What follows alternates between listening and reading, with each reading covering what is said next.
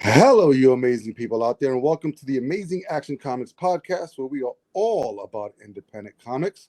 I'm one of your hosts, Angel, with John Pepe. How's it going, Angel? It is going, brother. All right, listen, I timed that freaking intro. It's almost a minute. I have to. I mean, it's 2024. We can't have people wasting, what is it we do? 1 a week, 52 minutes. That's an hour of their life. You worked so hard recording every part of that. Yeah, all those ha's and claps. That's all Angel. Do you know what's funny though? Is that I'm like the first person, so I love going to the movies, and at like the AMC theater, you know, when they have their intros, and they have them run for like 6 months to a year. I'm the first one, like 3 weeks in, that's just gacking and throwing popcorn at the screen to say, "Shut up, Nicole Kidman! I know why I'm coming to the movies." So I think that's what people are going to eventually do when they keep hearing the same intro over and over. All right, I'm going off on a tangent. So, yeah, guys, welcome to another episode. Actually, this is special because we got Indie Creator Spotlight today. We spoke about it earlier. So that we're going to have a special guest on. His name is Dennis Robinson. He is the head of HIVE HEAD Studios, and has a book that he's, written, and we had a chance to read and go through, and he's got a Kickstarter coming up. So we're going to pop him in here and see if we can get him in trouble of some kind. Bam! You guys have never listened to my podcast, so it'd take a lot to get me into trouble. Now, I was reading, you have a D&D podcast, right? Yeah. See, I didn't want to open up that can of worms because I played D&D for so many years. And it's funny because I don't know if you guys know the actor Donald Faison. He was on Scrubs. I think one of his first big movies was Waiting to Exhale. I grew up with him. I played D&D with him. What? As a teenager. Yeah, we're not in communication now, so it's not I'm not throwing out any names there, but sure. Yeah, we played D&D to the wee hours of the morning. I remember going because I grew up in Hell's Kitchen, and there was Manhattan Plaza, which was like on 40-something Street, 43rd Street, right like a block and a half away was like this market it was open like 24 hours, and we would go like at 2:00 in the morning to get these $1 like meat sandwiches, just for a break, and then go back and then play till like 6:00 in the morning. It was crazy. But yeah, I don't want to go on the D&D podcast, but it's fantastic. Fair. Wait, what's your favorite character to play, or are you the DM? So my internet title that was lovingly given to me by the other players on the podcast is the world's most okayest DM. So most of the time I'm the DM. We do Patreon episodes each month, and sometimes I get to be a player. And I almost always go Barbarian because spellcasters just give me a headache, and Barbarians just smash. See, I went the other direction. I always played sort of like either a cleric or a cleric assassin. Okay. I always played a female. For some reason, I always got my way. So it's all good. Yeah, we've assassinated plenty of people. What's the highest level? I know, John, I'm sorry, but we're just going on this. You said we weren't going, and then you're like, we're not going. But by the way, here's a question. What's the highest level character you've ever had? So I would say the highest level character I ever had was probably 12. So growing up, our campaigns just didn't last that long because life would happen, and then you know how it goes. You play for a while, and then one person misses a session, and then you don't play again for 10 years. Yep. For the podcast, it's different because every season is a completely different setting, so they almost never get over level 10. The current season, the setting is SCP. I don't know if you're familiar with that at all.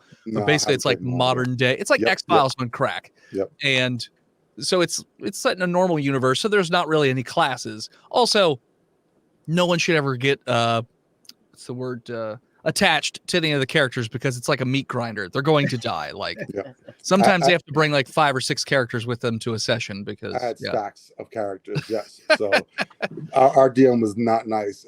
If you made it to level 7, that was a miracle. Back in the day, now, and we would play like, I mean, half of my childhood was D&D, just hours and hours and hours, and all my characters are dead. I should be freaking. It warms my heart to see that high schools these days have like after school programs where like they'll open up the cafeteria and like you bring, sometimes they supply the snacks, and literally the kids just play D&D for like 3-4 hours. Dude, and it goes into college, because I took my daughter on a college tour, and the girl that was taking us on the tour was the head of the D&D club in that college. I was like, nice. Holy crap, what a small world. All right, we're going off on a tangent. I'm sorry. Can I say one more D&D thing? Absolutely.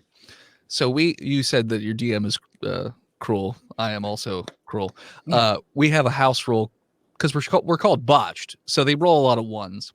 Okay. If you roll a 1, I roll a D100. The higher the number, the worse it is. And if you roll if I roll a 91 to 95, I take a limb permanently. So I have a body die that literally tells me which limb I take. And that's fantastic. If I roll a 96 to 100 or a 69, because 69 counts as 100, then it's permadeath, just like instantaneous. You die a horrible, grotesque death. Like we've had people literally like, I forget. Can I curse on this show? Yeah. Okay. Literally had people like shit their guts out, like literally to death. So yeah. It's like John. John, did you play D&D? You did. So yeah, we've covered this. I never played, but I was always fascinated with source books. So I love the source books. So I'm familiar with like the lore and but it was even less D&D, but like more other properties, like the James Bond role-playing game, the DC Marvel. There's a million of them these days. But I love source books. I always thought that was so fascinating. But yeah, because of comics and all the acting that I was doing growing up, and then of course wrestling for 4 years and stuff like that, never had time for it. Never really carved out that time to get into it. But excuse us. No, I love it. I think it's fantastic, and I love that people get excited about it. And no, it's bringing back all the trauma. I remember like one night, I don't know how we got our hands on a Wish, and those are always traps. And I just remember spending countless hours on just the wording on how to, ask for that wish. Sure, because gotta be careful. It mattered. It really mattered. I mean, you asked for all the gold in the world, and you would have it, and it would just sit on top of you. You'd be dead. So it had to be words. Like I remember just every single word, and it didn't matter. I still died at the end. It was all good. Yeah. All right, let's move on. All right, so D&D podcast called Botched. Is that right? Botched, a D&D podcast. That's right. Fantastic. We're going to put that in a link so that people who can want to know more about that will get it. But we're here to talk about you and your book. But before we get into your book, let's get into a little bit of background. Sure. Yeah, comics. When did you get into comics? Like, what was your very first comic read, if any? Because you'd be the first one, if anything, that wrote a comic that never read a comic. So I wasn't big into comics, but I could tell you the first comic I read, I don't remember the title of it, but I remember it was Wolverine versus it was sort of like a white werewolf, but it wasn't. There was like a little girl who was like also a cyborg. I forget. I was reading it in the grocery store. My mother left me in the grocery store, like literally forgot me in there while I sat in the aisle and read the book. John knows exactly what it is. Go ahead, John. What is it? I don't know the exact issue, but I know the arc. It was Larry Hamill, I believe, was writing Wolverine, the monthly series at the time, and Mark Silvestri, I believe, was doing the art. He had left X-Men to go to Wolverine, which at that point was a bigger profile gig, and there was a storyline with the like a real grotesque sort of cyborg Wolverine named Albert. Yeah, and he ran around with a cyborg little girl whose name was Elsie. Okay. D. LCD, but it was there you go. LCELSIE. Larry Hama, guys. Larry Hama. I love the 90s. And Larry Hama names are great. I mean, look at all the G.I. Joe names and stuff too. So I know this era. The White Monster makes me think probably Wendigo. Yeah, Wendigo. That's what it was. Yeah, which was canonically that was the first appearance of Wolverine was in a Hulk issue fighting Wendigo. So yeah. So that was the first comic I ever read, and I didn't read a lot of comics, but I could tell you, even from an early age, I've always hated Superman. So really? yeah, I've wait. All right, that's never liked Superman. You're actually talking to one of the #1 Superman fan over here, John. Who loves Superman. Side story for you that you will probably appreciate. So I do a lot of conventions now that I write because I'm indie. So that's how you get the book. If you're not doing a Kickstarter, you're going to conventions. Yeah. And I was in Philly last year, and so I'm setting up my table, and there's this older gentleman sits down next to me, and he comes over, and I don't know who anybody is. And he goes, "Hi, my name's Christopher Priest. How you doing?" I was like, "Oh, hey, my name's Dennis Robinson. How you doing?" He's like, "You don't know who I am, do you?" I said, "No idea." And so he just read through his resume, and I was like, I feel like I should probably know who you are. And it was funny because he actually seemed like he liked it more that I didn't know who he was, because he and I shot the shit for 3 straight days, like about all things, politics, life, this and that, writing. And so he talked about how he's I think he's currently writing Superman, or he was, and he was the first black writer on Superman. And we were joking about that. And I was like, wow, that's crazy that you're the first black writer on Superman. I was like, it's probably because he's so damn boring. And he's like, yeah, he's super hokey. He's like, but mine's not boring. I said, okay. And he goes, no, I'm telling you, he doesn't even punch anybody in the book that I wrote. And I was like, all right, I'm interested. And he sent it to me. I actually did like that one because he's like lost in space. Yeah. And he doesn't really have powers that much. And he's just kind of losing his mind and all this stuff. I was like, okay, I like that. That was Superman Lost. It was I think a 10-issue mini that just finished out. Christopher Priest, or sometimes just known as Priest, original flavor known as Jim Owsley, very long running career in comics. Had a bit of a controversial editorship of Amazing Spider-Man in the 80s, which, again, really more the fault that he was a young editor, I think, thrust into a situation that he probably wasn't experienced enough to understand at the time. Did a great run on Black Panther through the 90s and I think early 2000s. One of my favorite writers, very prolific, really does great character work, definitely understands the characters. And while I haven't read Superman Lost, I've read what he has said about it and what you just said.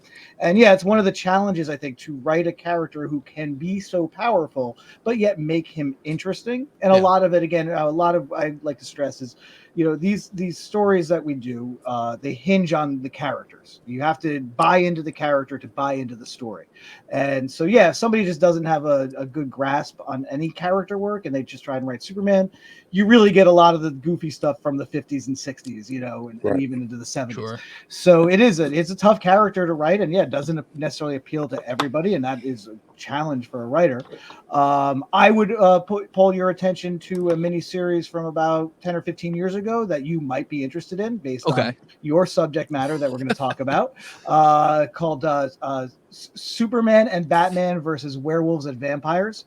Okay. I forget who wrote it, but it was illustrated by a really good horror artist who also delves into superhero stuff, Tom Mandrake.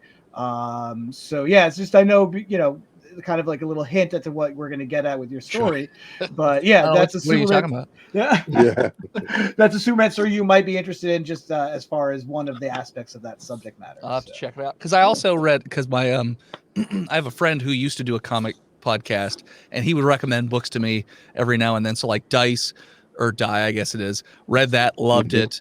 I loved Realm for a while until it stopped making any sense whatsoever, and then I was like, all right, I'm out. And then I really loved The Last God by Philip Kennedy Johnson. Met him a couple of times at Baltimore Comic-Con. He's actually friends with the friend who used to do a comic podcast. But he recommended also this Marvel storyline where they were fighting vampires. Yeah. So it was like Ghost Rider and She-Hulk and Blade, and I forget who else was in that. And yeah, they were fighting vampires and all this stuff, and that was pretty fun. And those always make for good Superman stories too, because he has a problem with magic and the supernatural. Yes. Yeah. Yeah. So Right. he would do terrible in a D&D campaign, no doubt. Oh, dude. And it's funny because I love playing D&D, but anything D&D related, I cannot stand to read. So I didn't read Really? the D&D like comics that come on and stuff like that. I cannot read them.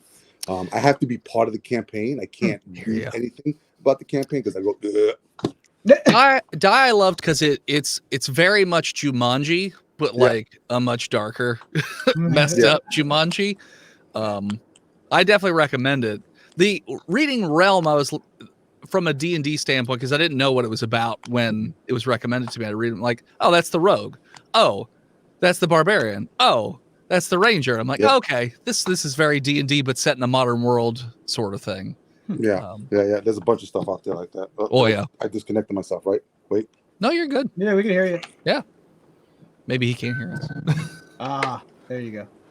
Yep. Disconnecting myself. Kicking away there. All right, cool. So so not a lot of comic history in your background.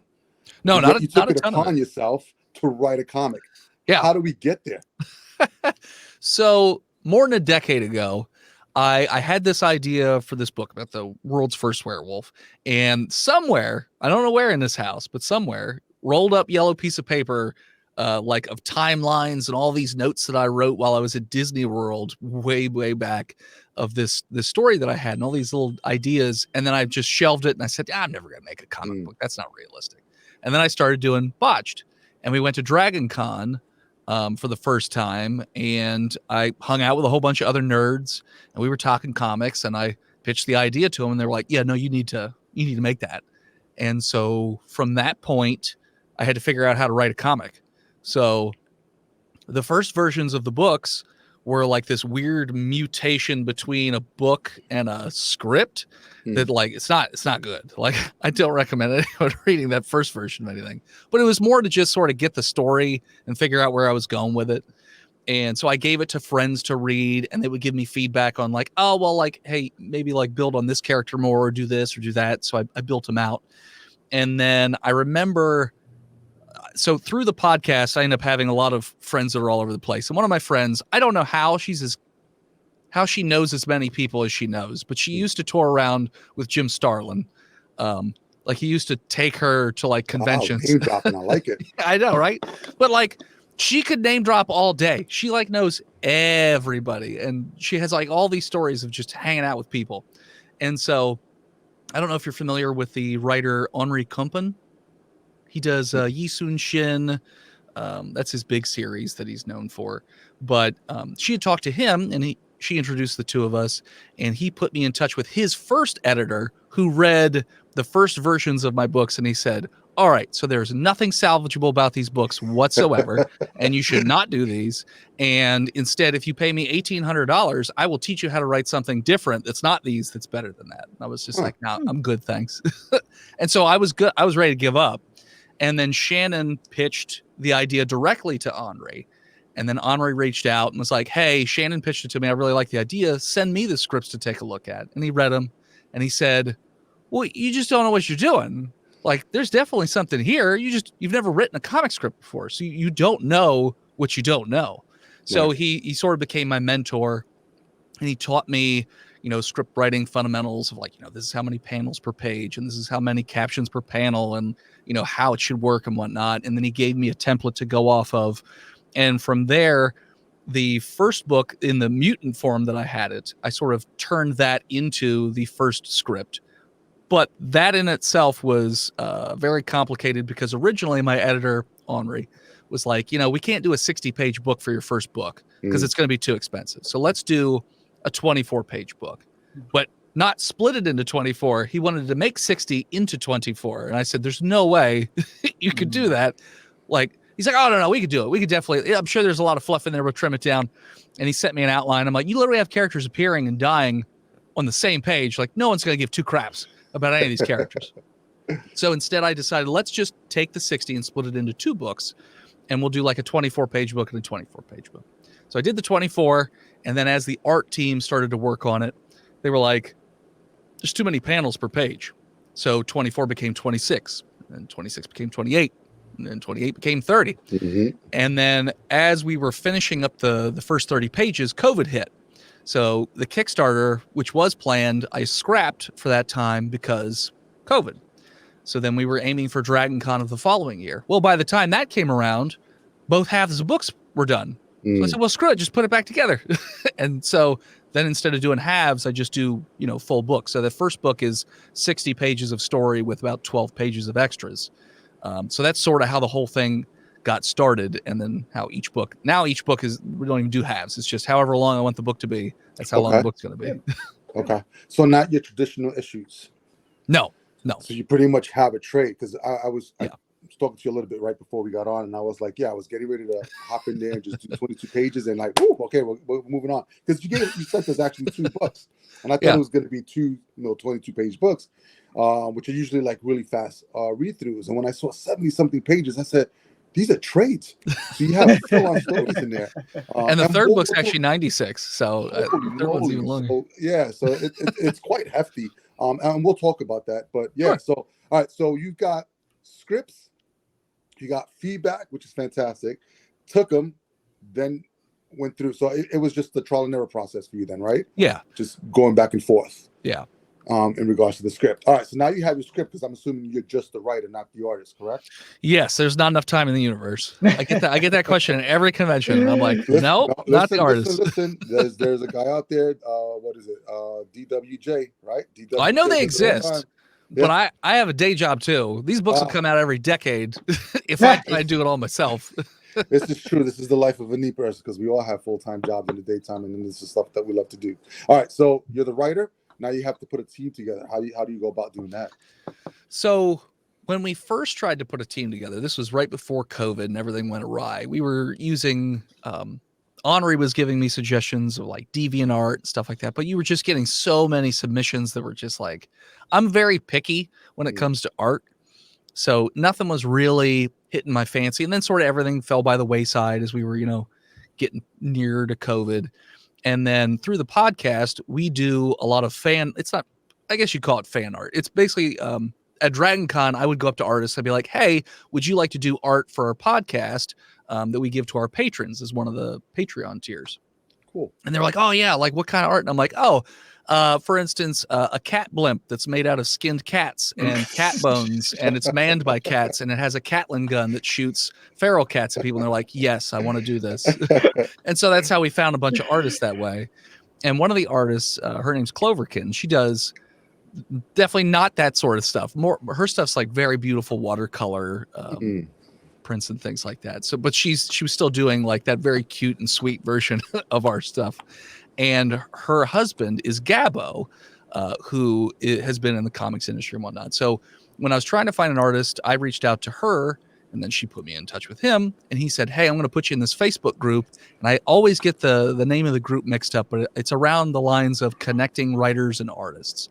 And so when you get in there, you have to put a legitimate, post up that says, hey, this is what I'm looking for. This is what I'm paying. This is what I'm doing, serious inquiries only. And immediately the quality of the work that I was getting coming in was way better. And so I started, narrowing things down from there until we got to about, I would say 5 artists. And then we started doing tryouts. And then that's how I nailed or landed on the artist Sal Denaire out of Spain. And then the colorist, same sort of thing, except for that one was a little easier. It was down to 2 colorists. And that decision was really easy because the second colorist didn't bother to respond. So I was like, all right, easy peasy. So his name's Ezekiel Dominguez. He's out of Argentina. And then my letterer actually came over from Henri, Joel Saavedra. He does all the lettering on Henri's books. So Joel made the logo. He made my Hive Head Studios logo.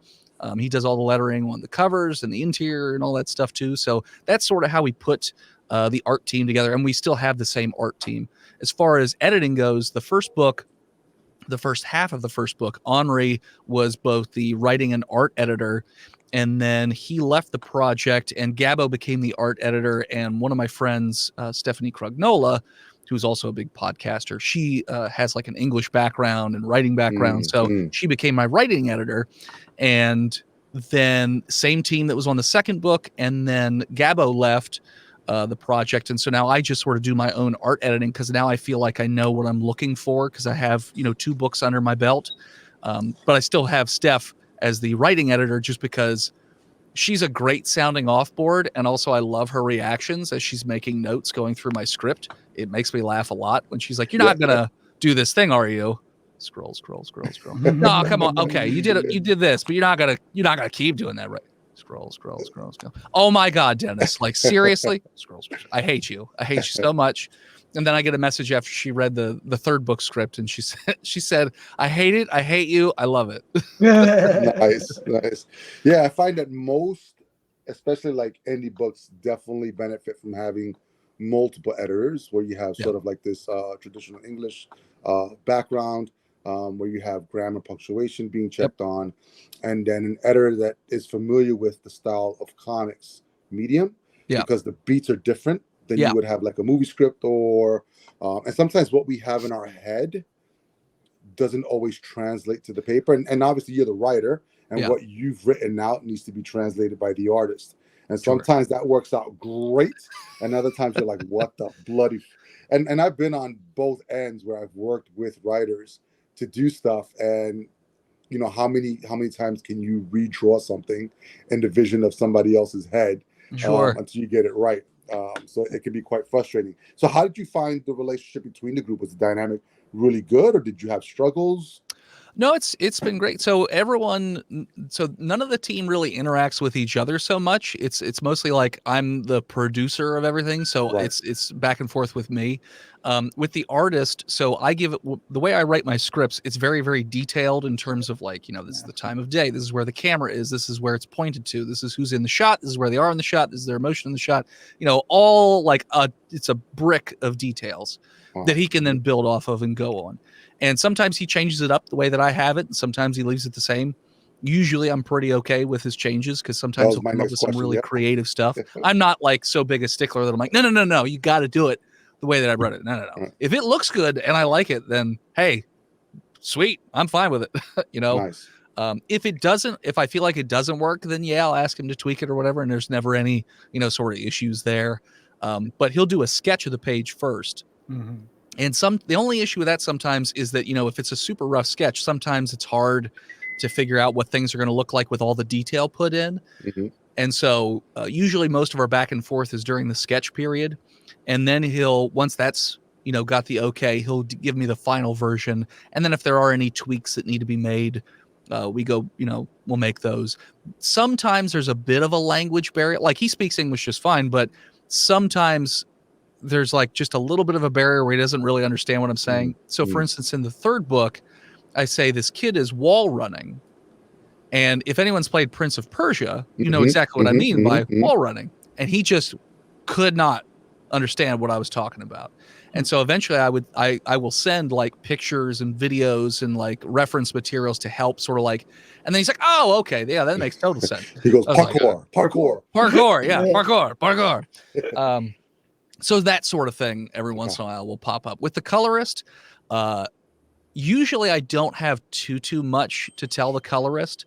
The first time he started doing pages, he did the page and he did it pretty traditional colors, like what it would probably look like. And I said, no, go crazy with it. I want more color. Like, think Aladdin color palette. Like, it's nighttime. Give me blues and purples. And, I get it that it's the desert, but I like a lot of color. So he's like, yeah, let's do color. Okay. And so he goes crazy with the color. And every once in a while, there'll be something where, like, for instance, in the 2nd book, they had these gems on a necklace. And I said, they look like Christmas lights. Can we change the color on because just the colors that he chose? And then as soon as I said, he's like, oh my God, you're right. They do look like Christmas lights. Yeah. And then it was an easy fix, just change the colors out. Yeah. So it's usually like real small tweaks and things like that. Yeah, it's interesting because John and I were having a conversation about this because, the book that we have is black and white.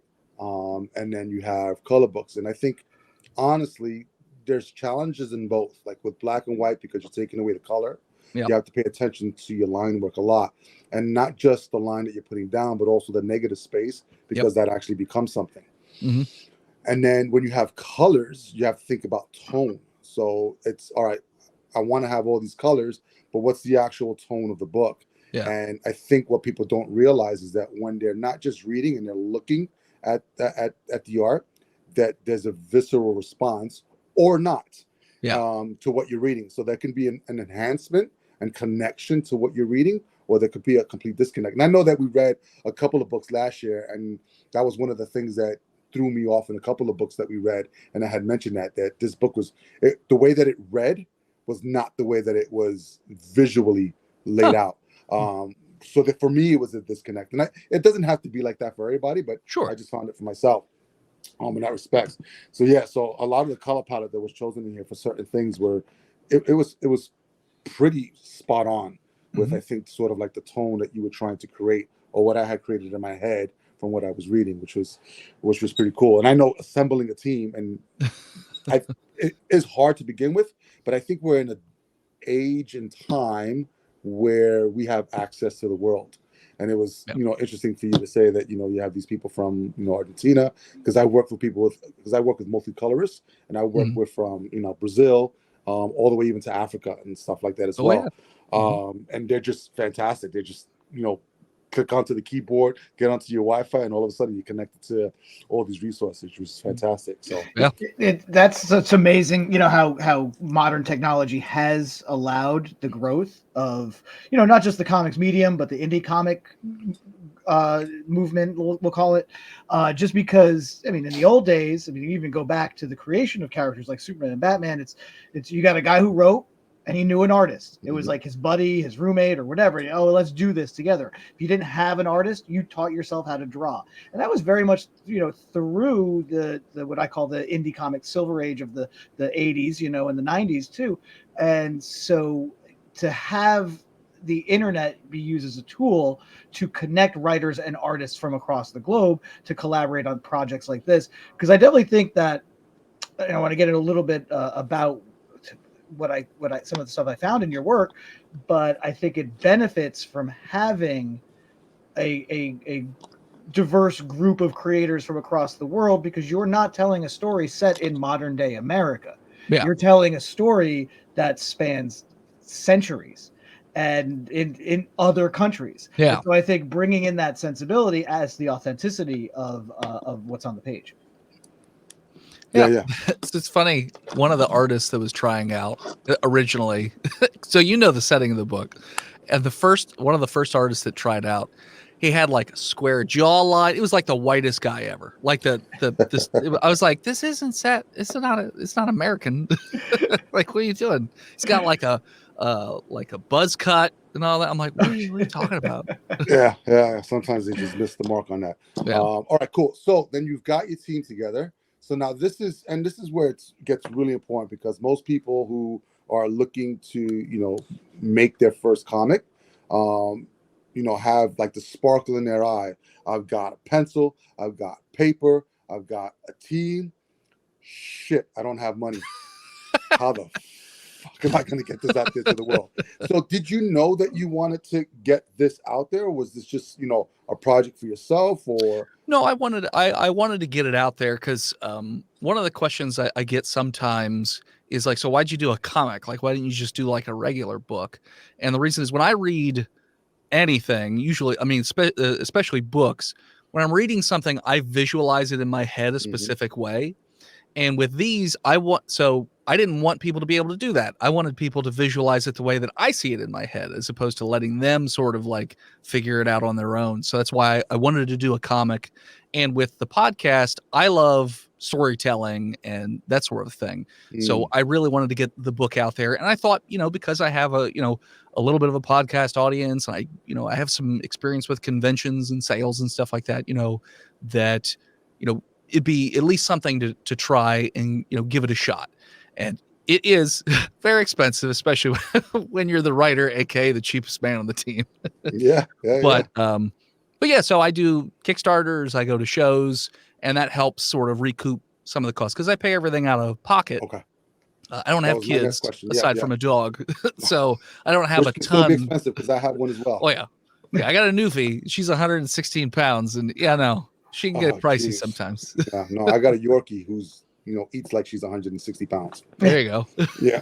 But yeah. All right. So that's interesting, because most creators don't realize that, especially now. We're getting into an age and this would be more of a modern age for what it is that we're doing, because we were talking about sort of like the golden era of indie comics into like the silver age, and this would be sort of like that modern era where we have access to a ton of tools, and I think there's a flood in the market with material as well.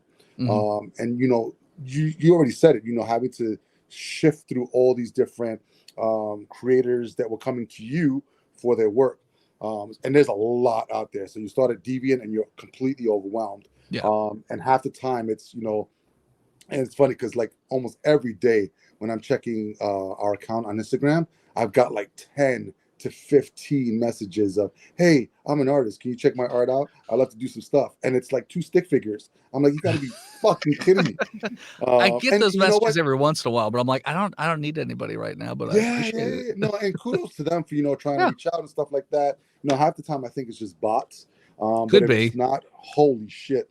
But there's stuff that's readily accessible to us, which is fantastic, but at the same time it can be quite overwhelming because there's so much out there. So it's just bonkers, but most creators don't realize that it does, and oftentimes when they're trying to create teams, they're banking on the Kickstarter to be funded to be able to pay their team afterwards. And that's a really big, huge commitment for something that may or may not happen. So the only way that I would say go ahead and do that is if you have tens of thousands of followers who are going to support your project and you know, be in this from the get-go. But most of the time I think it's going to be done the way that you've done it, and we've done it. We complete the project 100% before we even put it onto a crowdfunding campaign, because I've supported a bunch of crowdfunding campaigns, and at times I'm like, you know, 10, 20 campaigns deep, and then like 3 years down the road I get a book, I'm like, holy shit, I forgot all about it. Yeah, that happens all the time where I'm like, when did I back a board game? Like 3 or 4 years ago, right? Oh, okay. Yeah, it's insane. So being able to, and now with, you know, so much being out there, the more readily accessible that it can be, I think you'll have a greater return as well. And I think one of the things that you did that was really smart as well is the amount of content that you were able to give in one shot. I see a lot of people still doing single issues out there without having, you know, a full arc completed to be able to get it out. And it makes it really hard when you have, you know, issue 1 and then issue 2 doesn't come out for 6 months. In that time you've read how much, and how much have you forgotten about that initial book? So as much as when I opened it up I said, holy shit, 70-something pages, it was good because there was enough content in there to say, oh, there's an actual story here, and then you being able to continue it on and stuff like that, which is great.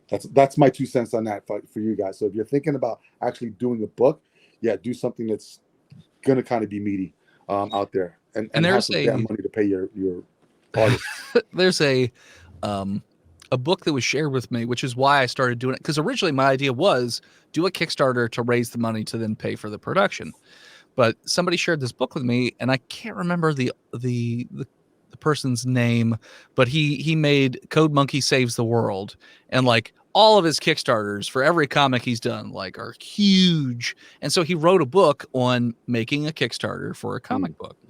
And so I read through, somebody was kind enough to give it to me, and I read through it. And one of the first things he says, if you do not have an audience, your book needs to be done before you even do the Kickstarter, which is expensive, but it is what it is, because people have a hard time trusting things on Kickstarter because they get burned all the time. I mean, I've gotten burned a couple of times. There was one where the guy was making an RPG, and then he said, after he'd gotten all the money, he said, I'm going to go do a wrestling thing instead, and just took the money and ran and never did the RPG. And he had like 4 projects that had completed at the same time, and he just took all that money and just ran.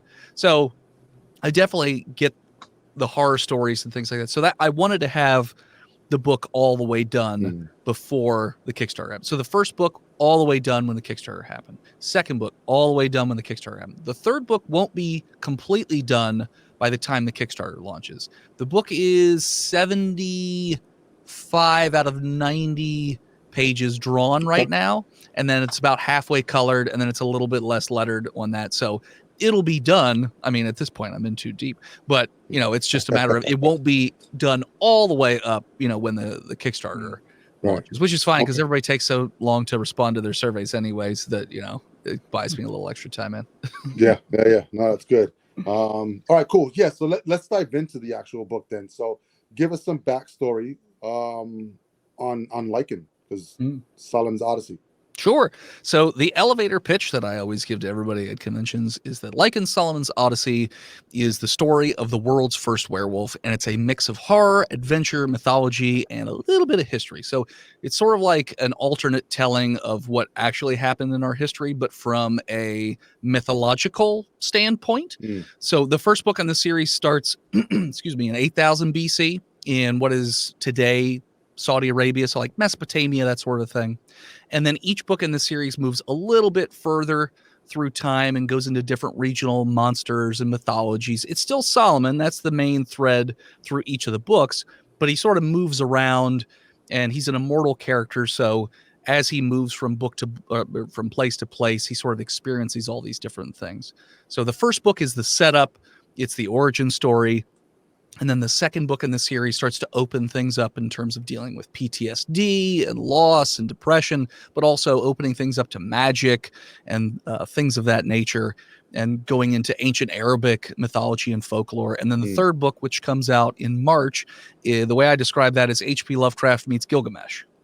Okay, I could dig it. And how many books all told? Is this going to be 3 books? Do you want to bring 15. this 15 total? So I know what happens all the way up to the last page of the 15th. That's amazing. That's great. And so, all right, so that was the other. Oh, I'm sorry, John. Oh yeah, but that was the other thing that is really important as well. Is that no? Go ahead, John. I'm not going to ruin it. Go. Okay. Yeah. I mean, it's more just like, wow, that's cool. Like, so bringing Solomon to the modern age, as far as the last book in the series will be set in a little bit into the future, not like flying cars future, but just like, maybe a couple decades into the future or something like that. Very cool. All right. So cool. Your point, Angel. What are you gonna... No. So I'm probably going to get this wrong, but I swear to God, I think it was the Todd father that had made this quote. Todd father is Todd McFarlane. Sure. And he was like, when you're writing a story, it doesn't matter if it's 1 issue, 1,000 issues, just know how it's going to end. Yeah. So it doesn't have to end at book 15. It could end at book 30 or 35. Sure. Just know what the ending is going to be, and then create a story or journey that gets to there. Yeah. The fact that you know that it's already 15 books, holy shit, that's impressive. So, and when we try to do these with, when we have creators on, we're always trying to educate new creators as well. And I think if there's going to be any takeaway today, there's a couple things actually, because you're doing things right, which is, you've got your team that you create. Well, you got your concept, you got feedback, didn't say fuck you to the feedback, took it, and then got help. And it's really important for, especially as creators, I think, because even I think more so writers and artists, whenever they get feedback, it's often taken to heart. And they're like, fuck you, you have no idea what you're talking about because I know what I have in my head, kind of thing. And I think a lot of creators need to let that go to the wayside. Take what they can as far as feedback, use whatever they can from that feedback, and discard what doesn't work for them. And then move on to the next phase, which is what you did. You got the help that you needed, you got refinement, and you put a team together, and then you went into your own pockets, got this thing made, and then went on to Kickstarter and got support from there as well. So there's a really good solid formula for anybody who's thinking about doing this to start there. But at the same time, even before you even get there, I got a story in my head, just know where it's going. Know where the ending is. And it doesn't matter how many pages it takes to get to that ending, just know what's going to happen to that character at the very end. And whether it comes or not in 10 to 15, 20 years, look at Todd. I mean, you got Spawn in 1992 and it's 2024. We're going on to issue 350. And I only go back to him because he was the first comic that I ever bought with my own money. Okay. 16 years old, winning the $1.95 my own money. And I still have that book to today. So, Todd, if you're listening, we'd love to have you on the podcast. And to speak to one of the things you said about the criticism. So in the long ago of 2006, I went to art school for a wee little bit of time. And one of the first things they teach you is like, you need to be able to accept constructive criticism. Now, there are different types of criticism. If they're being a dick, they're a dick. But like, if they're being constructive in the criticism, like take that and use it. And so early on with that, like they beat you over the head with that, like you're going to be criticized. If you want to be able to do anything in life, art or otherwise, you need to be able to take criticism and then incorporate that and grow from it. So that's what I've always done. So, if anybody, has any comments about the books or stuff like that, I'm always ears. I'm like, if there's a way I can make it better, I'm all ears. I'm more than happy to try and make it better. Same thing with the podcast or anything else that I do. Normal day job is the exact same thing. So yeah, so that's one of those things where it's not just for art and comics, it works for everything. Like, Right. be open to accepting criticism and then growing from it, so that way you can just constantly get better. Yeah, no, that's good. And especially if it kind of meshes with, your actual ideas of what it is for the book that's going on there, which is great. And oftentimes getting some of that feedback, if it's spot on, where they're getting you and they're getting the story, then you know that you're moving in the right direction. So with that being said, I mean, I didn't get through the whole thing just because I was like, holy shit. And it's if for an origin, and that's one of the things that, all right, so this is what I will say. One of the things that I appreciate was there's a lot of material in this first book. So if you're going to get this, guys, you're definitely going to get your money's worth, because there's a lot in here. And I think that one of the things that I really appreciated, especially when you have more than 22 pages to tell a story, is how much time you have to tell that story. And I was reading it and I was like, 4 pages, not 4 pages, but for X amount of pages, there was a small side story being told, and it was more about character development and sort of like relationship building. And I think it was really clever in the sense of, all right, you're building these characters because you want me to have some type of attachment, because this motherfucker is gonna die something and it's gonna destroy me later on. And that was cool, and I really like that. And I think sometimes that stuff, we don't have enough time for it, but it is also like what happens in between the gutter spaces. So that gutter space between the panels often tells you a lot as well. But you took the stuff that was in the gutter panels and you kind of expanded it out with your writing in that story. So I've not seen that in a while, because oftentimes when I'm reading comics, and it's funny because most comics now don't even have gutters, because they're just like splash pages of panels on top of panels, and it irritates my soul. But if you look at traditional comics and you have that space in between, that's that pause, and that's when your brain takes over and fills in with imagery what's happening from scene to scene. And you kind of took that on its head and expanded it out into pages, so that I didn't have to think that much about what was in there, which was cool. I think the color palette that you chose too, between the night and the day, I think your colorist is spot on with the tone that you were setting in this particular book as well. So I appreciated that. One of the things that most people don't realize that they need is a good letterer or letterist. They're an artist onto themselves. Yeah. So they actually make the words have not only meaning, but sort of like you get that visceral response. Are they screaming? Are they scared? Are they yelling? Are they angst? Are they worried? And oftentimes it's a combination of whether the artist can portray that in the visuals, as well as what the letterist is doing with the words. And I thought there was a solid job with the letters, because you had a lot to say. So that was one of the things Priest said. He's like, he opened the book because he did buy it. And he opens the book and he goes, okay, less is more. You don't need to have so many words. I was like, I know. I got better with that each book. That's the first book I was very wordy. I get it. Yeah, but you know what? What's his face? Scott Snyder. Like, his first issues are wordy as hell, because there's just so much background information, especially when he's doing new things and your world building.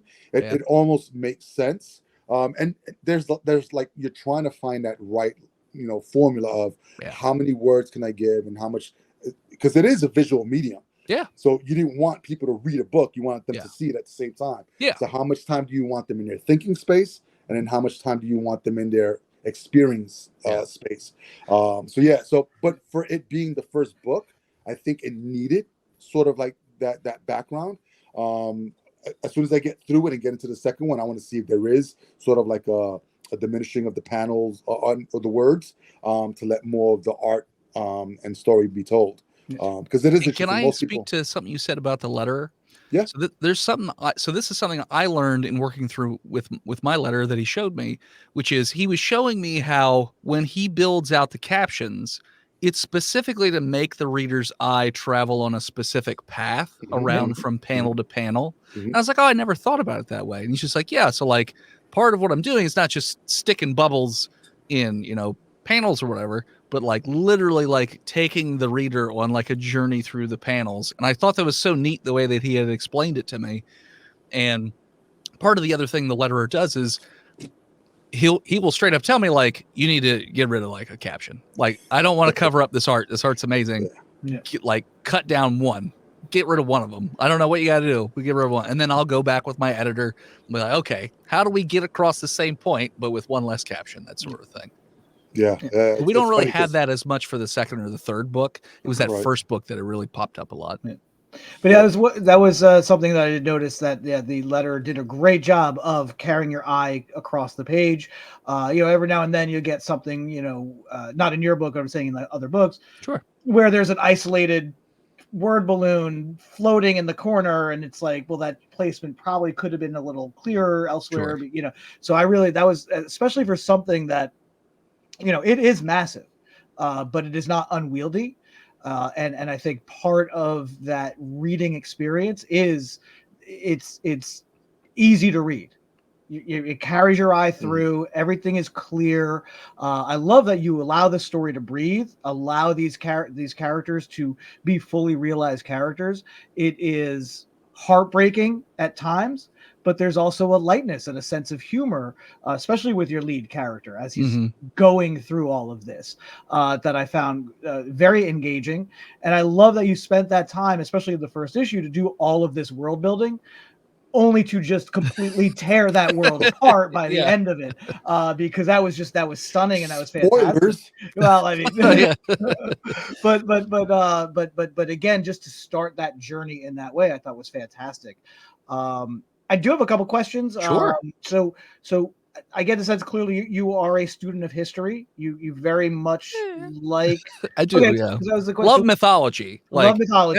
That's also what got me into this sort of thing. Loved werewolves since I was a little kid. Right. And I randomly stumbled across Lon Chaney's Wolfman. But then in high school, I guess it was, the first God of War came out. And like I loved God of War. It got so bad with God of War that I'd go to museums like for school trips, and like I would be able to answer like every question about Greek mythology. And she was like, "You played God of War, didn't you?" And I was like, "Yes, I did." She's like, "You guys, there's always one on a tour." But and then with Botched, one of the seasons we did was 1932 New York City and like a Cthulhu sort of thing. But the reason I picked New York City is that it's a melting pot of all these different ethnicities. So they bring in with them all of their mythology. So I'm getting like Slavic mythology and Japanese mythology and Chinese mythology and all this stuff. So I got to do all this research on all these different monsters and stuff. And I was like, this is like, there's so many fascinating like deities and creatures like all throughout time and history, but like nobody ever talks about it. Most of what you get is Norse or Greek or stuff like that. You don't really get like all the crazy, like, do you know what a leshy is? No. A leshy is one of the goofiest monsters. It will tickle you to death. Literally, it's like a plant monster. It like has a fairly friendly looking demeanor, but it literally will tickle you to death. And the way you combat the leshy is you have to put your clothes on backwards and your shoes on the opposite feet, and he won't bother you. Like just like weird, crazy crap like that. I just find fascinating that it's just all over the place that you just never hear about it. So, so clearly the inn was mythology, specifically werewolves. Your fascination with werewolves. And then the idea to sort of set it, as you did with the origin of the werewolf, the first werewolf, and then take this journey through history, I think gives this something that a lot of other things, in the horror realm, don't necessarily have, is that this could, you got a kick-ass werewolf story. It doesn't hold back. It is visceral and violent and gory, and it really scratches that itch. There's no doubt. Sure. But the historical aspect of it is very precise. I know, the artist has to do a lot of research and legwork on there, and you do as well. Well, so actually with the art team, I would supply them with all the reference materials. They would say like, hey, give Yeah. me the references. So I would look up the different, I mean, as much information as you can get from pre-written history anyways, Yeah. but like the different like hut styles and the Yeah. clothing types and the tools and all that stuff. And like, you know, what type of agriculture and things like that did they have at that time? And like, I would send him all the, and I do that for each book. I send them all these reference materials, and that's how we build everything up. Yeah. That way. So yeah, no, it's a ton of research. And then as I get into written history with the books, because I just last year I wrote the 4th book, which is set in ancient Egypt. Okay. Well, now that you got written history, well, now there's a lot less room for error. So so there's a lot of research and like mapping out like, okay, can you see this from here? All right, let's put it up on the map. You can probably see that from there. Okay. And I think that aspect is a great hook, and I think it's a great way to help you move some paper outside of the horror werewolf crowd, because this is something that, you know, could easily be used as a way to illustrate history and how societies have progressed over time. Again, with a really cool kick-ass werewolf story as part of it. So I mean, again, I hope that aspect that you built into it, whether it was intentional or not, I really hope it helps you move paper and really get this into hands of academia outside of just, you know, comic people and werewolf and mythological people, because I think you have something really neat, really special here. And the fact that you are planning 15 of these, that is really just going to cover the course of history, I think is such a great aspect that you just have built into there. Thank you. Hundreds of pages coming our way. Oh yeah. Well, so, and unfortunately each book keeps getting a little longer. So how's like, your health? What's this healthy? So like the reason it's 15. So my idea is like there's 3 major arcs, and each arc is 5 books. So like the only thing that I've written like all the way out before, which is those mutant scripts, is the first 5 chapters. So like, as I said, the 4th book is set in ancient Egypt, and then the 5th book is ancient Greece, because obviously I got to do Greece. I mean, come on now. That one I call the Greek Avengers, because, you know, you get to pull all these cool characters from Greek mythology and have them all together in this team and go into like, you know, doing this and that without spoiling anything. Yeah.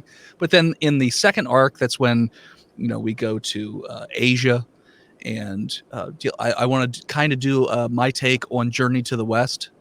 With Wukong and stuff like that. I kind of want to get into that, and some Buddhism as well, and then go into Mongolian culture as well.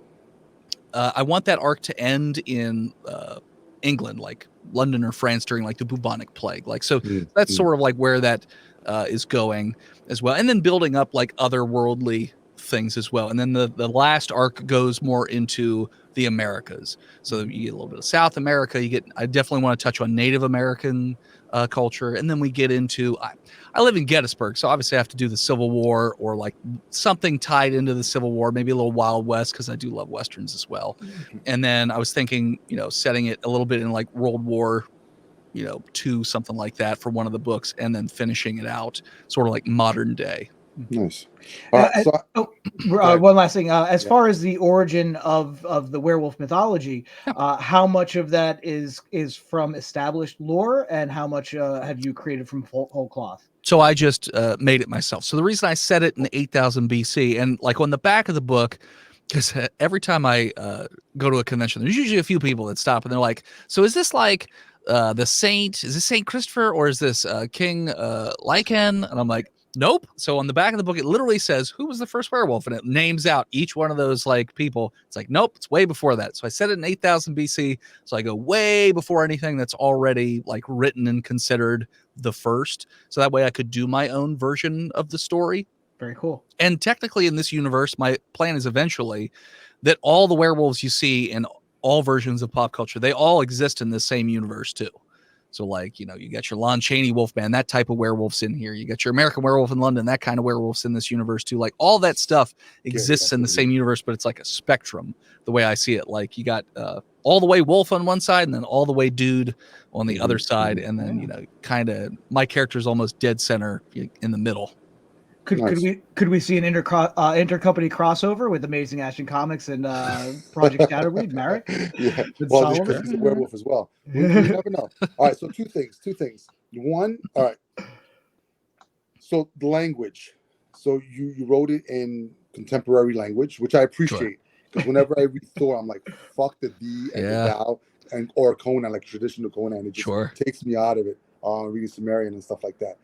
Is that something that's going to stay throughout, or are you bringing context and language in when you're going to these different places like Egypt?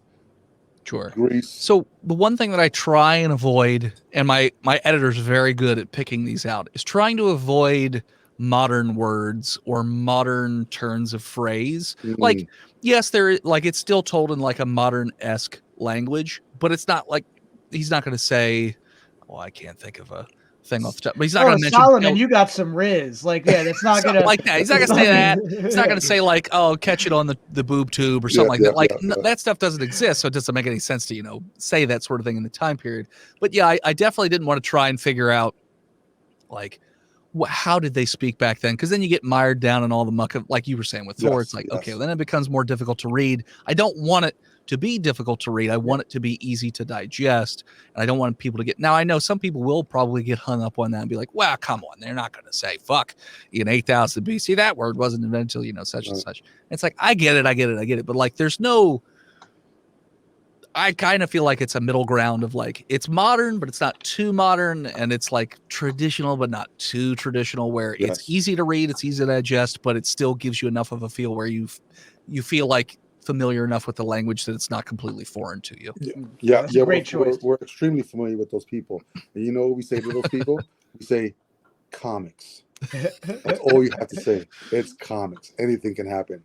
All right. Second. So you have the werewolf. Mythos.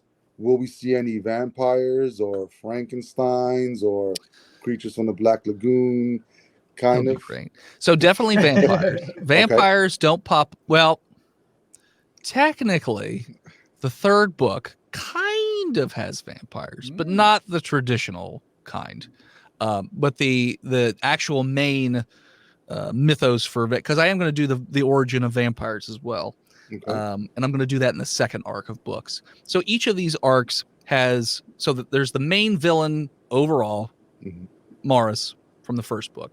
And then there's usually a secondary villain that's also throughout that arc.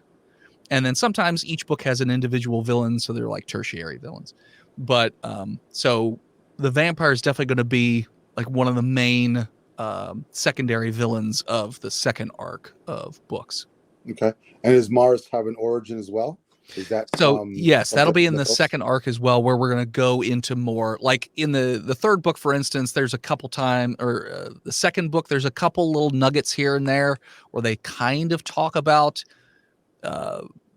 these like hints of the type of origin. And the third book also, again, these little hints, and that's sort of how it goes for a bit until in the second arc of books, there's a book specifically devoted to Morris's backstory, where he comes from, the people, and that sort of a thing, and sort of like building out that, fleshing out that character even more, so that the audience like really gets an idea of like what's the motivation of this character, what's driving them, that sort of a thing.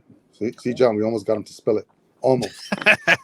Not quite there. Yeah, I mean it's fascinating what you've been able to accomplish, what you're trying to accomplish, and I think what you will accomplish, which is really crazy. I'm looking forward to actually finishing off this one and the second one, and then showing some love and support for that third one that you got coming up. I appreciate it. So, now the third book that you have coming out, you're launching your Kickstarter in March 1st. March 1st to March 31st.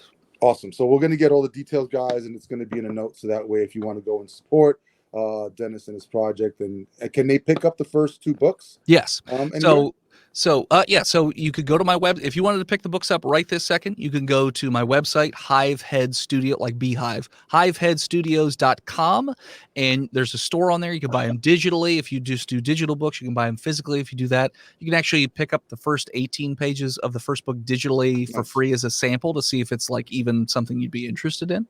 And then if you wanted to get it in the Kickstarter, there's a tier that's like a catch-up tier that has all three of the books, plus a little cute, adorable, grotesque mini print that my friend made that is just sort of like a bonus thrown in there. Or if you wanted to get one of the other tiers, you could do that and then add the other two books on as add-ons. You could do that too.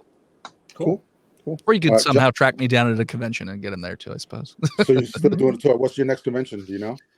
It's GalaxyCon Richmond. GalaxyCon Richmond. It's, Okay, cool. I think it's the first or second week of March, and then AwesomeCon in DC is also in March. Okay. Yes. I've been down there when AwesomeCon's going on, and it goes crazy down there. Oh, yeah. There's also I don't know what the name of it is, but I know I just filled out a form for it. 'Cause I think it's sometime in March or April, but it's an actual just indie con where it's nothing but indie creators, and I want to say it's in the Massachusetts area, but I could be completely wrong.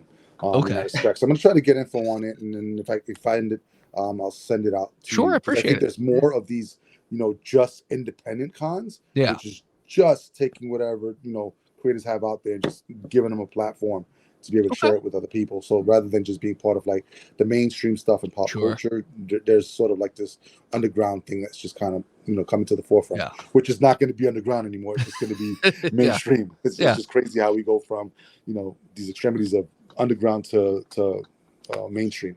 All right, cool. John, do you have anything else before I ask the last question? No, this is great. I mean, again, keep up with it. I really hope you get these 15 out. This is such a really good, engaging story and a unique approach to the werewolf mythology. So more power to you. Again, I don't think you set out to do edutainment, but I also think it fits within that realm as well. So I really, like I said, I want you to move paper on this, and I hope this gets into as many people's hands as possible. Thank you. I appreciate that. Yeah, really cool stuff. And guys, like I said, all the details on how to support the Kickstarter, as well as get your hands on the books and maybe some social media links. And you D&D fans will get that link as well to the podcast. It'll be in the notes as well. All right, last and final question is, what advice, since you've already been on this journey, would you give to any new creators thinking about doing their own creation? What advice would you give them when they're trying to do what you've done? First advice, which I wouldn't say is the main thing, but if you can do the whole thing yourself, I really recommend going that route to save yourself a lot of financial hardship. But that's not really wide advice because not everybody can do that. I have met a few people. There was a guy, it's a total side note. I can't remember his name for the life of me. He does like African mythology comics, and he was the writer. And then he looked at how much it cost to pay an artist. So he was like, he taught himself how to draw. So then he drew it. And then he's like, well, how do I, then he taught himself to ink. Then he taught himself to color. Then he taught himself to like letter. So he just does the whole, and then he taught himself to animate. So he turned it into an animated thing. So literally, like, if you could do that, man, more power to you. I am so jealous.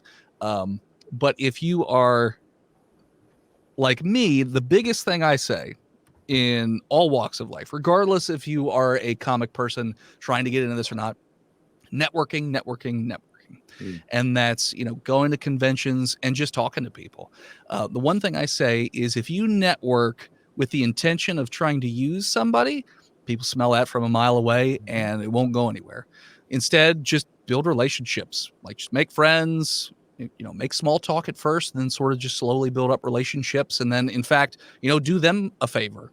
And then, usually if you need something, they will come to you and say like, hey, I saw that you're doing this thing. You'd be more than happy to help. Or you just get information, or they know somebody who knows somebody. That's how, I found my entire art team. I wasn't friends directly with Gabbo. I was friends with his wife, and she put me in touch with him. And then he put me in touch, with that Facebook group. So with networking, you literally never know what it's going to turn into. And that's literally how everything sort of keeps rolling for me at this point. With each Kickstarter, when I'm going to conventions, I'm networking with the other booths that are nearby, with, other creators like, oh, this person makes this or this person makes that. I think this would be a cool item to include in a Kickstarter. And then I start talking to them and like trying to work something out where it's like, hey, would you be willing to do this for me? And then we can, do this together, that kind of a thing. So for instance, that we're going to have crochet werewolves in the next Kickstarter, because I see so many crochet vendors at conventions and everybody loves it.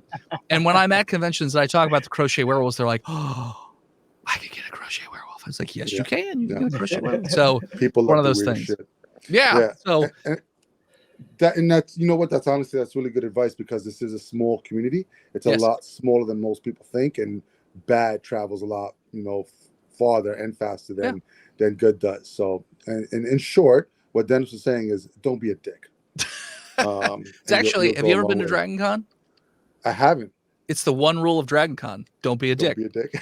Because literally, if someone catches you being a dick, they take your badge and you can't get into any buildings. So don't be a dick. I love it.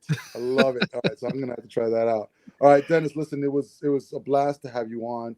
We wish you the best, and we definitely love to have you on. Maybe after the Kickstarter, launches, and Sure. when you see what's going on, and then what's going on with the next book. So, yeah, best of luck to you on that. Awesome stuff, bro. Thank you so much. It was a great time being on the show. I had a great time. Yeah, keep up the great work. Thank you. Yeah. All right, guys, that's our show for today. So remember, if you like what you heard, you want to click subscribe to the podcast. Visit us at amazingactioncomics.com for everything that we've got going on there. If you're a creator like Dennis, or just love to talk comics and want to come onto the podcast, amazingactioncomics.com/podcast. Fill out the form. John and I would love to have you on. Yeah, so until next time, kiddies, please be amazing, stay amazing, and read something amazing.